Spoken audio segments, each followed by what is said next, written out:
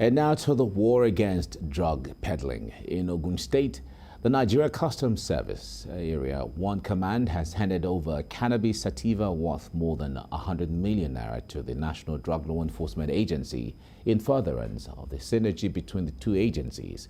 The Comptroller of the Customs presented the seized items to the commander of the NDLEA at Customs Command, Abeokuta.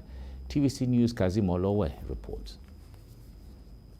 As men of the Nigeria Customs Service Ogun 1 Area Command intensify efforts against smugglers, more achievements are being recorded in the area of economic protection and prevention of illicit drugs into the country.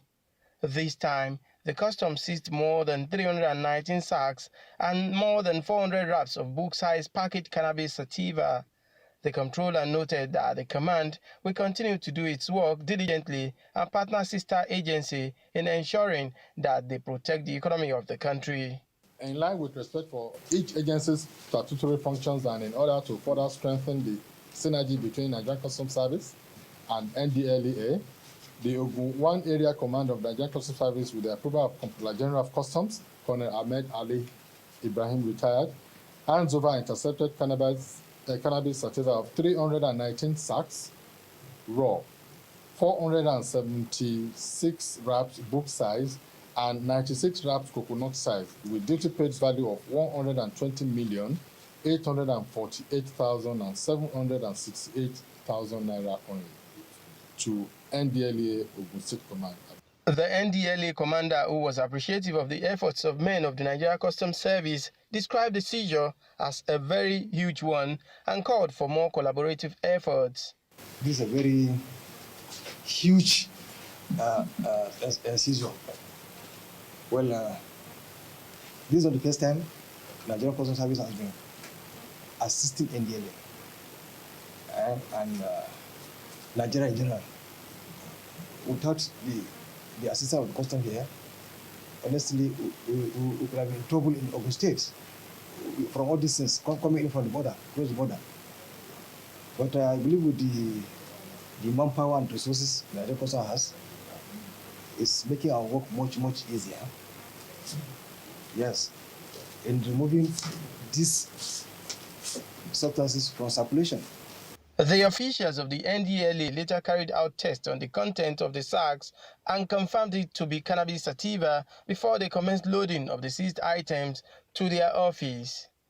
Kazim Olowe, TVC News, Abeokuta. And to other matters now, a pregnant woman and a 2-month-old baby are among victims who died when fire engulfed parts of a jetty in Port Harcourt. Eyewitnesses say that at least 10 persons lost their lives, while many more are still missing. Senior reporter Uche Okoro reports on this. At one of the busiest terminals for traveling by water in Rivers State. It connects Port Harcourt metropolis to some coastal communities in the state and parts of neighboring Bayelsa State. But business has been brought to a halt following a tragic incident.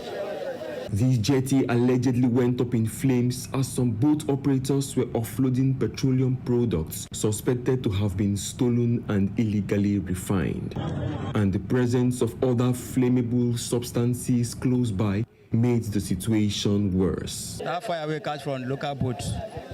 The local boat float entered the speedboat. They started catching from the speedboat. That's what we are seeing.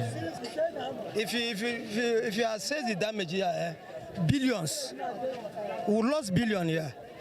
Some passengers who slept in the boats after arriving late at night at the jetty were lucky to escape unhurt. At least 10 others died from fire burns and drowning as they tried to escape. Eyewitnesses are certain that the death toll could be much higher, especially as the search for missing persons continues.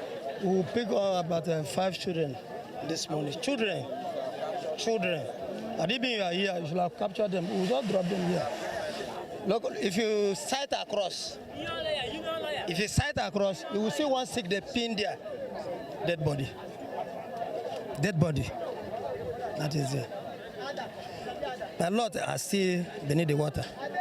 As I just dey inside the boat, I be dey sleep. My wife just get up, just call me. As she call me, now I run go the back. I tell them, make them follow me, run go the back. They no run come, they run go the front. As they run go the front, me I jump enter inside water for the back. I no come see them again. Since last night, now I no see them. The souls wey don't go here this morning now, even the ones who don't pick out, so they try to bring out this engine the way born. We don't pick so many. Not be the ones that will die for night where we park keep here. As the boat owners count their losses, they also try to salvage what they can from what is left of their source of livelihood. They also hope the government would be more proactive in preventing or responding to such emergencies, as this is the second fire outbreak here in the last 6 months. Uche Okoro, TVC News, Port Harcourt. Labour and Employment Minister Chris Ngige has met with the committee mandated to renegotiate the 2009 federal government agreement with ASUU. The chairman of the committee, Nimi Briggs, relayed the extent of work done so far, but lamented that he met with stumbling blocks. The minister listed the many efforts of government to make the striking university teachers see reason and call off the nearly 2-month-old industrial action. He insists that government does not have the needed funds to meet all the demands of the union. Government is slow on reacting to their various issues. They took time to talk about the fact that this document had been submitted to government since May last year, and up till now, government had not done anything about it. Government did promise that they were going to put together an interministerial committee, and that within a period of a fortnight, the interministerial committee was going to be in a position to sort out all the contents of the document. And that up till now, nothing. We had the information that there were areas of disagreement as this was being compiled. Nothing wrong with that. It's a negotiation. You don't get everything 100%. But I told ASUU and I told education, if you have areas of disagreement, put up your committee to go back. But before then, education has to, in-house, in their Department of Tertiary Education, and with the National University Commission, look at it. And now to curbing environmental losses. The gradual loss of important ecosystem in there and other service related to it has a detrimental effect on the planet and can result in large-scale environmental crisis if not properly curtailed. To this end, the 2022-2026 National Strategy on Combating Wildlife and Forest Crimes has been launched by the federal government to address the situation. Kemi Balogun has the details.